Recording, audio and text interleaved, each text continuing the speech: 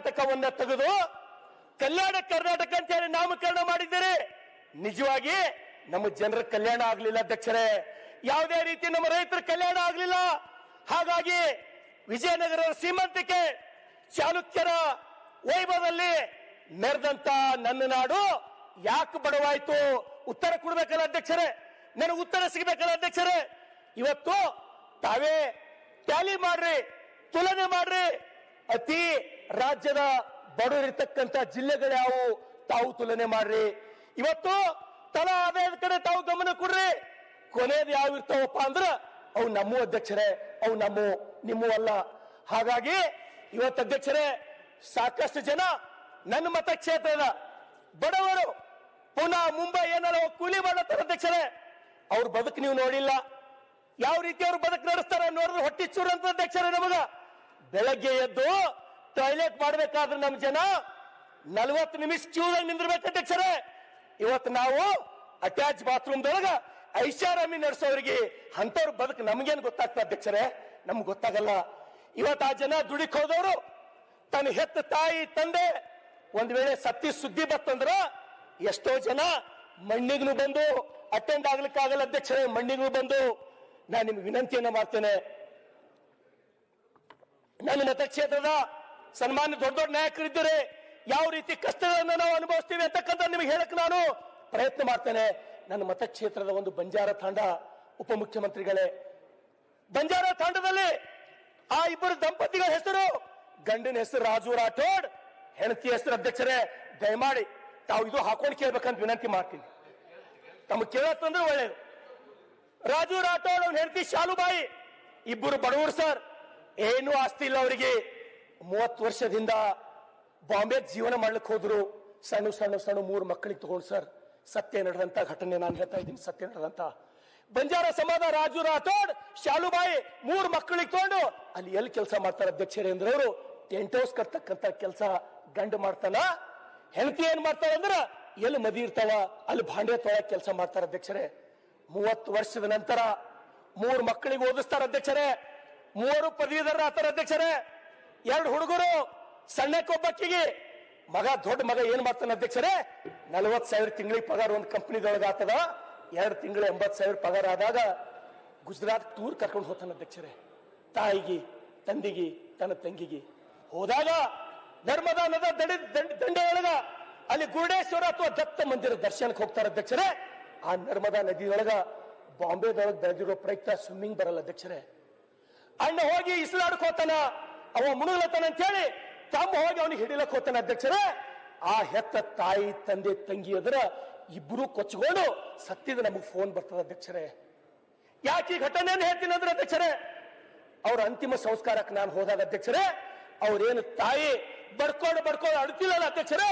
ಇವತ್ತಿಗೆ ಬಿ ನನ್ನ ಕಣ್ಣಿನೊಳಗದ ಅಧ್ಯಕ್ಷರೇ. ನನ್ನ ಮನೆಗೆ ವಾರಕ್ಕೆ ಒಂದ್ಸಲ ಬರ್ತಾರೆ ಅಧ್ಯಕ್ಷರೇ. ಅವ್ರು ಏನಂತ ಹೇಳಿ, ಈಕಿ ಒಬ್ಬ ಕರೆ ಹೇಳಪ್ಪ, ಈಕಿ ನೌಕರಿ ಕುಡ್ಸು ಬದುಕ್ತೇವ ಅಂದ್ರ ಸಿಒ ಫೋನ್ ಮಾಡೀನಿ, DHO ಫೋನ್ ಮಾಡೀನಿ, ಜಿಲ್ಲಾ ಉಸ್ತುವಾರಿ ಸಚಿವರಿಗೆ ಫೋನ್ ಮಾಡಿ ಕೈಕಾಲು ಹಿಡಿತೀನಿ ಅಂದ್ರು ಆಕಿ ಒಂದು ಔಟ್ಸೋರ್ಸ್ ಎಲ್ಲಿ ನೌಕರಿ ಕುಡ್ಸ್ಲಕ್ ನನಗಾಗಿಲ್ಲ ಅಧ್ಯಕ್ಷರೇ. ಮಾನ್ಯ ಅಧ್ಯಕ್ಷರೇ, ರಾಷ್ಟ್ರ ಕವಿ ಕುವೆಂಪು ಅವರು ನಮ್ಮ ಭಾಗದ ಸಮಸ್ಯೆಗಳನ್ನ ಮನಗೊಂಡು ಅವ್ರು ಏನ್ ಕರೆ ಕೊಟ್ಟಿದ್ರು ಅಧ್ಯಕ್ಷರೇ? ಸತ್ತಂತಿಹರನ್ನು ಬಳಿದೆಚ್ಚರಿಸು, ಕಚ್ಚಾಡುವರನ್ನು ಕೂಡಿಸು ಒಲಿಸು, ಒಟ್ಟಿಗೆ ಬಾಳುವ ತೆರದಲ್ಲಿ ಹರಿಸು ಅಂತ ಹೇಳಿ ನಾನ್ ಹೇಳಿಲ್ಲ, ರಾಷ್ಟ್ರ ಕವಿ ಕುವೆಂಪು ಅವರು ಹೇಳಿದ್ರು ಅಧ್ಯಕ್ಷರೇ. ಈ ಹಸಿವುಗಳು, ಅವಮಾನಗಳು ಅನುಭವದಿಂದ ಗೊತ್ತಾಗ್ತದೆ ಅಧ್ಯಕ್ಷರೇ, ನೋಡೋದ್ರಲ್ಲಿಂದ ಗೊತ್ತಾಗಲ್ಲ, ಪುಸ್ತಕದೊಳಗೆ ಪತ್ರಿಕೆದೊಳಗೆ ಓದೋದ್ರಲ್ಲಿಂದ ಗೊತ್ತಾಗಲ್ಲ. ನಾನು ಅನುಭವಿಸಿನಿ ಬಡತನ, ಹಸಿವು, ಅವಮಾನಗಳ. ಯೂನಿವರ್ಸಿಟಿದ ನಾನು ಸ್ಟೂಡೆಂಟ್ ಇದ್ದೀನಿ ಅಧ್ಯಕ್ಷರೇ, ನನಗೆ ಗೊತ್ತದ. ಅದಕ್ಕಾಗಿ ಇಷ್ಟು ಆಕ್ರೋಶದಿಂದ ನಾನು ಮಾತಾಡ್ತೀನಿ ಅಧ್ಯಕ್ಷರೇ. ಮಾನ್ಯ ಅಧ್ಯಕ್ಷರೇ, ನಿಮ್ಗ ವಿನಂತಿಯನ್ನ ಮಾಡ್ತೇನೆ. ಇವತ್ತು ಶಿಕ್ಷಣ ಕ್ಷೇತ್ರವನ್ನು ತಗೊಂಡಾಗ ಇವತ್ತು ತಾವು ನೋಡ್ರಿ, ಶಾಲೆಗಳ ಸಂಖ್ಯೆಗಳ ತಾವು ತುಲನೆ ಮಾಡ್ರಿ. ಈ ಕಡೆ ಎಷ್ಟು ಶಾಲೆಗಳವ, ಆ ಕಡೆ ಎಷ್ಟು ಶಾಲೆಗಳವ. ಯಾಕ ತಾವೆಲ್ಲರೂ ಪುಣ್ಯ ಮಾಡಿರಿ. ನನಗೆ ಹೊಟ್ಟೆ ಕಿಚ್ಚಿಲ್ಲ, ಅಲ್ಲೆಲ್ಲರೂ ನನ್ನವರು. ನಾಲ್ವಡಿ ಕೃಷ್ಣರಾಜ ಒಡೆಯರು ಆ ಸಮಯದೊಳಗೆ ಮೈಸೂರು ಯೂನಿವರ್ಸಿಟಿ ಪ್ರಾರಂಭ ಮಾಡಿದ್ರು, ಇಂಡಿಯನ್ ಇನ್ಸ್ಟಿಟ್ಯೂಟ್ ಆಫ್ ಸೈನ್ಸ್ ತೆರೆದ್ರು, ವಾಣಿ ವಿಲಾಸ್ ಸಾಗರ್ ಮಾಡಿದ್ರು, KRS ಮಾಡಿದ್ರು, HAL ಮಾಡಿದ್ರು, ಜಲ ವಿದ್ಯುತ್ ಕೇಂದ್ರ ತೆಗೆದ್ರು. ಯಾವ ಸಮಯದೊಳಗ ನಾಲ್ವಡಿ ಕೃಷ್ಣರಾಜ ಒಡೆಯರು ಅಷ್ಟು ಕೆಲಸ ಮಾಡ್ತಕ್ಕಂತ ಸಮಯದೊಳಗ ನಮ್ ಕಡೆ ಹೈಸ್ಕೂಲ್ ಇರ್ಲಾರ್ದಂತ ದುರ್ದೈವಿಗಳು ನಾವು ಉತ್ತರ ಕರ್ನಾಟಕದವರು, ಕಲ್ಯಾಣ ಕರ್ನಾಟಕದವರು. ಮಾನ್ಯ ಅಧ್ಯಕ್ಷರೇ, ನನ್ನ ವಿನಂತಿ ಇದೆ, ಏನು ಮೈಸೂರು, ಬೆಂಗಳೂರು, ತುಮಕೂರಿನ ಮೇಲೆ ನಿಮಗೆ ಎಷ್ಟು ಪ್ರೀತಿ ಅದನೋ, ಕಲಬುರಗಿ, ಯಾದಗಿರಿ, ರಾಯಚೂರು ಇವ್ ಮೇಲೆ ಯಾಕೆ ನಿಮಗೆ ಪ್ರೀತಿ ಇಲ್ಲ?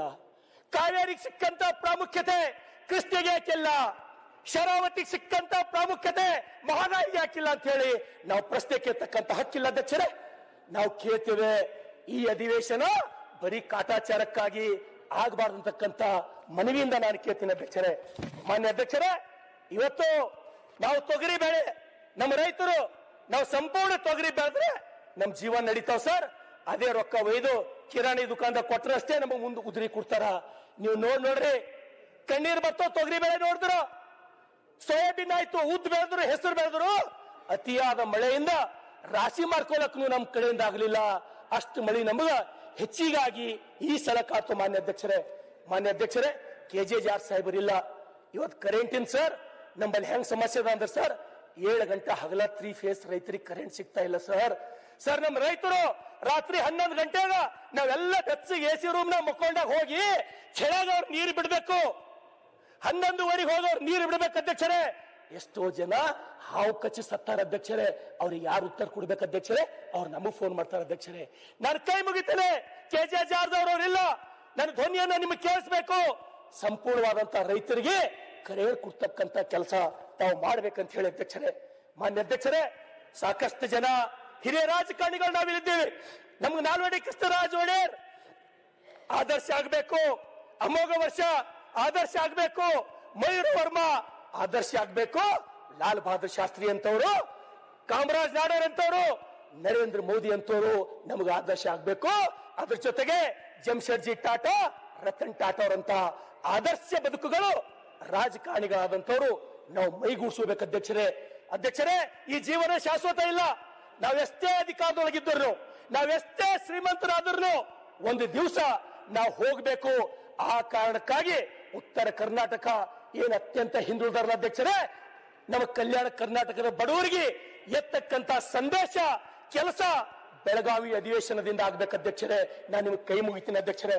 ತಾವು ನಿಮ್ಗೆ ನೋಡ್ಲತ್ತೀನಿ ಅಧ್ಯಕ್ಷರೇ. ನನಗೆ ಹಿನ ಸಾಕಷ್ಟು ಮಾತಾಡಬೇಕಾಗ್ಯದ, ಒಂದು ತಾಸು ನಾನು ಮಾತಾಡಲ್ಲ. ನಾನು 5 ನಿಮಿಷ ಮುಗಿಸ್ತೀನಿ ಅಧ್ಯಕ್ಷರೇ, 5 ನಿಮಿಷದೊಳಗಾಗಿ. ಮಾನ್ಯ ಅಧ್ಯಕ್ಷರೇ, ಅದಕ್ಕಾಗಿ ಈ ಎಲ್ಲ ಸಮಸ್ಯೆಗಳು ನೋಡಿ ಯಾವ ರೀತಿ ರಾಷ್ಟ್ರಕವಿ ಕುವೆಂಪು ಅವರು ಹೇಳಿದ್ರು ಅಧ್ಯಕ್ಷರೇ, ಅವರಿಗೇನು ಸತ್ತವರಿಗೆ ಎಬ್ಬಿಸ್ಲಕ್ಕಾಗಲ್ಲ ಅಂತ ಗೊತ್ತಿತ್ತು, ನಮಗೆ ಎಬ್ಬಿಸ್ರಿ ಅಂತ ಹೇಳಿದ್ರು ಅವರು. ಸತ್ತಂತಿಯರನ್ನು ಬಡಿದು ಎಚ್ಚರಿಸು. ಅದೇ ರೀತಿ ವಿಶ್ವಗುರು ಬಸವಣ್ಣನವರು ಯಾರಿಗೆ ಯಾರಿಲ್ಲ, ಕೆಟ್ಟವನಿಗೆ ಕಡೆ ಇಲ್ಲ, ಜಗದ ನೆಂಟ ನೀನೇ ಅಯ್ಯ ಕೂಡಲ ಸಂಗಮ ದೇವ, ನೆರೆ ಕೆನ್ನೆಗೆ ತೆರೆಗಲ್ಲಕ್ಕೆ ಶರೀರ ಗೂಡು ಹೋಗದ ಮುನ್ನ, ಹಲ್ಲು ಹೋಗಿ ಬೆನ್ನು ಬಾಗಿ ಅನ್ಯರಿಗೆ ಹಂಗಾಗದ ಮುನ್ನ, ಕಾಲ ಮೇಲೆ ಕೈಯನ್ನು ಉರಿ ಕೋಲು ಹಿಡಿಯದ ಮುನ್ನ, ಮುಟ್ಟದ ಮುನ್ನ ಪೂಜಿಸುವ ನಮ್ಮ ಕೂಡಲ ಸಂಗಮ ದೇವ ಅಂತ ಹೇಳಿದಂತ ಬಸವಣ್ಣನ ನಾಡಿನ ಶಾಸಕರು ನಾವು, ಅವರಿಗಾಗಿ ನಾವು ದುಡಿಬೇಕಾಗಿದೆ ಅಧ್ಯಕ್ಷರೇ. ಮಾನ್ಯ ಅಧ್ಯಕ್ಷರೇ, ದಯಮಾಡಿ ನನ್ನೆಲ್ಲ ಶಾಸಕ ಸ್ನೇಹಿತರಿಗೆ, ಹಿರಿಯ ನಾಯಕರಿಗೆ ವಿನಂತಿಯನ್ನು ಮಾಡ್ತೇನೆ ಅಧ್ಯಕ್ಷರೇ. ಎಲ್ಲಕ್ಕಿಂತ ದೊಡ್ಡ ಸಮಸ್ಯೆ ಇವತ್ತು ನಮ್ಮ ಭಾಗದೊಳಗಂದ್ರ mobile rummy, gambling, cricket betting, ಮಟ್ಗ.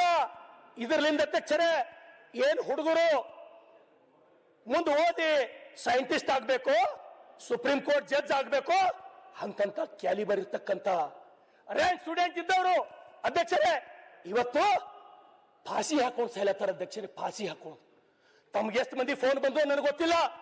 22 ವರ್ಷದ 23 ವರ್ಷದ ಹುಡುಗರು. ಸಲ್ಗಾರ್ ಒಂದ್ ನಿಮಿಷ ಅಣ್ಣ, ನಿಮ್ ಸಮೇತ ಮಾತಾಡ್ರಿ. ನಾ ಯಾವ ಸರ್ಕಾರ ಮೇಲೆ ಆರೋಪ ಮಾಡತ್ತಿಲ್ಲ, ಸಪೋರ್ಟಿಗೆ ಅಧ್ಯಕ್ಷರೇ. ಸಲ್ಗಾರ್ ಎತ್ತಿರ್ತಕ್ಕಂಥ ಪ್ರಶ್ನೆ ನಾವು ಇಡೀ ಸದನದ ಎಲ್ಲ ಸದಸ್ಯರು 224 ಜನ ಯೋಚನೆ ಮಾಡ್ತಾರೆ. ಈ ಒಂದು ಜೂಜು ಏನಿದೆ, ಆನ್ಲೈನ್ ಜೂಜು, ಗ್ರಾಮೀಣ ಬದುಕನ್ನೇ, ಯುವಕರ ಬದುಕನ್ನೇ ಕತ್ಲೆ ಮಾಡಿ ಅವರ ತಂದೆ ತಾಯಿಗಳ ಬದುಕನ್ನ ನಿಷ್ಪ್ರಯೋಜನ ಮಾಡ್ತಾ ಇರ್ತಕ್ಕಂಥ ಕೆಟ್ಟ ಪಿಡುಗಾಗಿದೆ ಇವತ್ತು. ಅದಕ್ಕೆ ಒಂದು ವಿಶೇಷ ಕಾನೂನನ್ನ ನಮ್ಮ ಸರ್ಕಾರ ಚರ್ಚೆ ಮಾಡಕ್ ಒಂದು ಅವಕಾಶ ಮಾಡ್ಕೊಡ್ಬೇಕು ಸಭಾಧ್ಯಕ್ಷ. ಒಳ್ಳೆ ಪ್ರಶ್ನೆ, ತಮಾಷೆ ಅಲ್ಲ. ಆ ವಿಚಾರ ಚರ್ಚೆ ಮಾಡಕ್ ಒಂದು ದೊಡ್ಡ ಅವಕಾಶ ಬೇಕಾದ್ರೆ ಒಂದು ನನ್ನ ಕ್ಷೇತ್ರದಲ್ಲಿ ಒಂದು 2 ಜನ ಸೂಚನೆ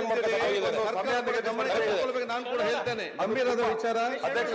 ಈ ವಿಚಾರ ಚರ್ಚೆ ಅತ್ಯಂತ ನಿಕೃಷ್ಟವಾದ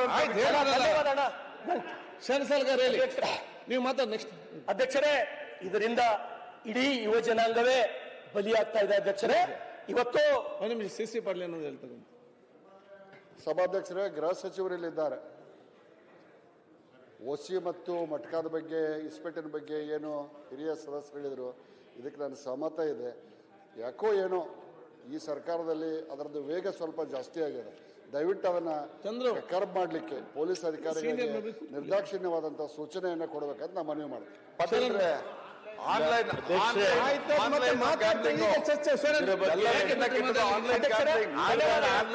ಅಧ್ಯಕ್ಷರೇ, ನೀವು ಯಾವುದೇ ಗಡಿಬಿಡಿ ಮಾಡಬೇಡಿ. ಚರ್ಚೆಗೆ ಯಾವತ್ತಾದ್ರೂ ಒಂದು ದಿವಸ ಅವಕಾಶ ಮಾಡಿಕೊಡಿ. ಯಾಕೆಂದ್ರೆ ನಾವೇನೇನು ಕ್ರಮ ತಗೊಂಡಿದ್ದೀವಿ, ಯಾವ ರೀತಿ ಇದನ್ನ ಕಂಟ್ರೋಲ್ ಮಾಡ್ತಾ ಇದೀವಿ, ಇದು ಯಾವ ರೀತಿ ನಡೀತಾ ಇದೆ, ಅದೆಲ್ಲವನ್ನು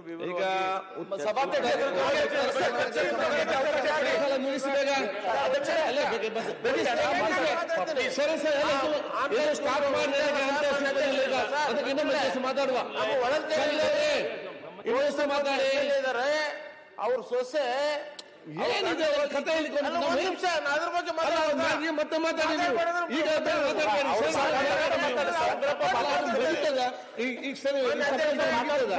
ಕೇಳಿ, ನಮ್ ಪರಿಸ್ಥಿತಿ ಹೇಳ್ತೀನಿ. ಎಲ್ಲರ ಪರಿಸ್ಥಿತಿ ಅಲ್ರಿ, MLA ಅವ್ರ ಸೊಸೆ ಅವ್ರ ಗಂಡ ಜೂಜಾಡಿ ಸತ್ತಿದ್ದಕ್ಕೆ ಅವ್ಳು ಉರ್ಲಾಕೊಂಡು ಸತ್ತಿದ್ದಾಳೆ. ಮಾನ್ಯ MLA ಎಲ್ಲರಿಗೂ ಪರಿಸ್ಥಿತಿ, ಎಲ್ಲ ಮನೆಯಲ್ಲಿ ಪರಿಸ್ಥಿತಿ ಅದಕ್ಕೆ ಸ್ಪೆಷಲ್ ಆಗಿ ಮಾತಾಡುವ. ಕೇಳಿ 2-3 ಸಾರಿ